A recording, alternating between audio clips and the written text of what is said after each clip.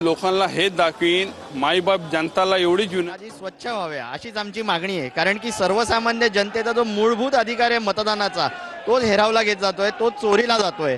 जे मतदार वेळोवेळी मतदानाचा अधिकार बजावतात त्यांना आपण बघू शकता गेल्या 4-5 वर्षांमध्ये त्यांचे मतदानाचे अधिकारच गायब झालेले आहेत। आणि म्हणून आम्ही वेळोवेळी सांगतोय, नुसतं बोलून नव्हे तर सन्माननीय आदित्यसाहेब असतील, राजसाहेब असतील यांनी मतदार याद्यांमध्ये काय घोळ आहे हा वेळोवेळी दाखवलेला आहे आणि त्याच्या विरुद्ध आजचा हा मोर्चा आहे। आजचा मोर्चा म्हणतात राजन विचारे स्वतः देखील या ठिकाणी आहेत, त्यामुळे या ठिकाणी पाहायला तर मोठ्या संख्येने आज मोर्चेकरी मोर्चामध्ये सामील होणारे सामान्य नागरिक देखील असणार आहेत। तुम्ही लोकसभेच्या वेळेस यादीमधला घोळ दाखवला, विधानसभेमध्ये दाखवलं, स्थानिक स्वराज्य संस्था निवडणुका जवळ येतात, राहुल गांधी असेल, मनसे अध्यक्ष राज ठाकरे असेल यांनी देखील दाखवलं।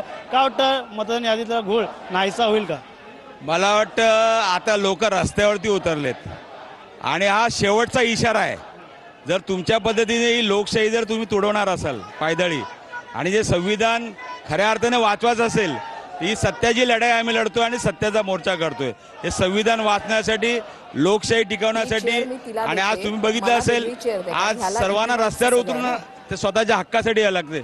आणि हे सरकार आहे त्यांची केंद्रात आहे, राज्यात आहे, परंतु ज्या पद्धतीने मनमानी त्या ठिकाणी चालू आहे आणि म्हणून या लोकांना जर धडा खऱ्या अर्थाने जर शिकवायचा असेल तर मला वाटतं लोकांनी रस्त्यावर उतरून त्याचा निषेध केला पाहिजे। निषेध करत आहे। या अगोदर देखील भ्रष्टाचारावर तुम्ही ठाण्यामध्ये मोर्चा काढला होता, त्यामुळे शासनाला असेल या निवडणूक आयोगाला जाग यायला वेळ उशिरा लागतो। लोकशाही तुम्ही बघितलं असेल, आज लोकशाहीच्या माध्यमातून आज तुम्ही बघितलं असेल प्रत्येक माणसाला स्वतःच्या हक्कासाठी रस्त्यावर यावं लागतंय।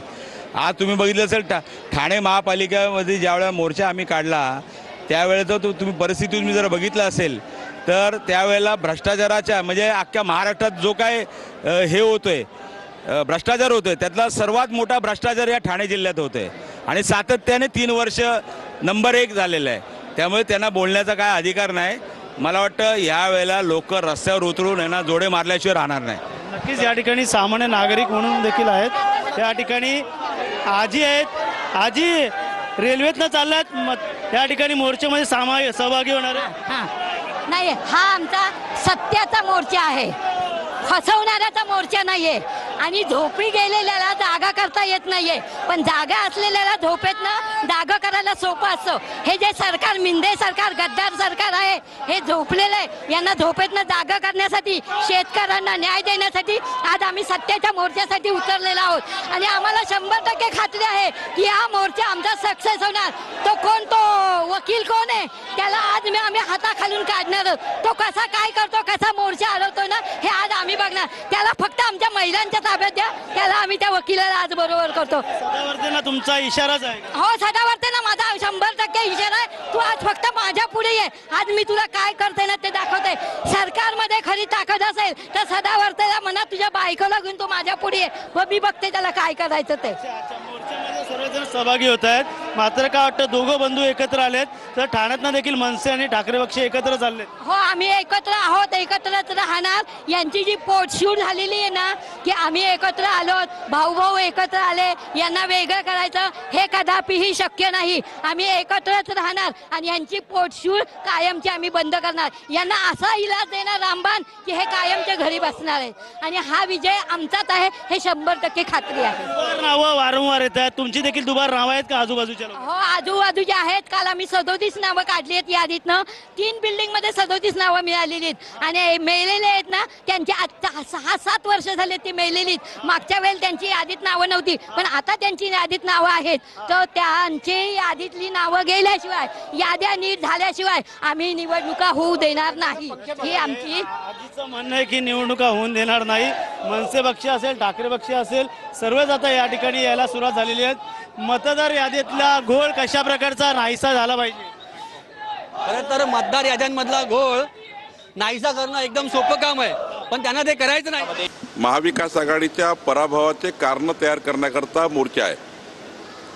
हे नक्की सांगणार आहे निवडणुकीची पराजित झाल्यानंतर की हे ईव्हीएम बिघडली होती, मतदान चोरी झालं, मतदार यादी खराब होती आणि आता आक्षेप घ्यायला वेळ आहे ना मतदार यादीला।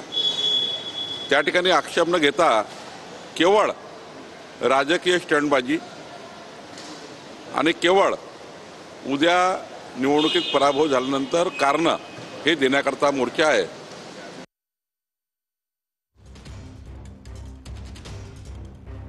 अजिबात फरक पडणार नाही, कारण शेवटी एक लक्षात ठेवा, असत्य गोष्टींवरती विजय मिळवायचा आहे म्हणून हा सत्याचा मोर्चा आहे. हा विषय महाराष्ट्रातील 9.5 कोटी मतदारांना न्याय मिळवून देणं, त्यांना समजणं की आपलं मत कोणाला दिलेलं आहे, कोणाकडे गेलेलं आहे, आणि हा जो यादीतला गोंधळ आहे तो कुठल्याही परिस्थितीत नीट स्वच्छ करून त्याप्रमाणे येणाऱ्या निवडणुका या घ्याव्यात, ही आमची प्रमुख मागणी असेल. आणि त्यामुळे हा जो मोर्चा आहे हा पूर्ण ताकदीने जोरात जोशात होईल. त्यांचा मोर्चा त्यांना लखलाभो, त्यांना शुभेच्छा आहेत. आमचा मोर्चा आहे हा असत्यावरती सत्याचा विजय घडवायचा. तेजस्वी यादव असतील, राहुल गांधी असतील किंवा उद्धव ठाकरे असतील, यांनी जी जी उदाहरणं दिली आहेत ती कशी खोटी आहेत हे आमच्या सगळ्या नेत्यांनी कागदपत्रासहित लोकांना दाखवलंय. फक्त झालंय काय की लोकसभेच्या निवडणुकीच्या वेळेस संविधान बदलणार असं खोटं पसरवून यांना मतं मिळाली. जिथे तुम्ही हारता तिथे ईव्हीएम चुकीची, तिथे मतचोरी, तिथे बाकीचा घोटाळा, निवडणूक आयोग चुकीचा, आणि जिथे जिंकता तिथे काय, तिथे सगळं बरोबर. असं कसं चालेल? थेट आता निवडणूक आयोगाला सांगायचं आहे, आपण तात्काळ उद्धव साहेबांच्या आणि राजसाहेबांच्या मागण्या मान्य करा, अन्यथा निवडणूक ज्यावेळेस तुम्ही घ्याल त्या निवडणुकीच्या काळामध्ये ज्या ज्या बूथवरती निवडणूक अधिकारी बसतील आणि त्या बूथवरती बोगस जर मतदान झालं, मशीन घोटाळा झाला, तर पहिल्यांदा त्या ठिकाणी निवडणूक अधिकारी जी बसलेला आहे त्या निवडणूक अधिकाऱ्याचं तोंड आणि हात आणि पाय फोडल्याशिवाय तोडल्याशिवाय आम्ही स्वस्त बसणार नाही. मनसे सैनिक, शिवसैनिक स्वस्त बसणार नाही. याला जबाबदार निवडणूक आयोगच राहील. आणि त्या ठिकाणी जी बोगस मतदान जी करायला येणार आहे ती मतदार, त्या मतदाराचं देखील हात आणि पाय मनसे सैनिक आणि शिवसैनिक तोडल्याशिवाय राहणार नाही.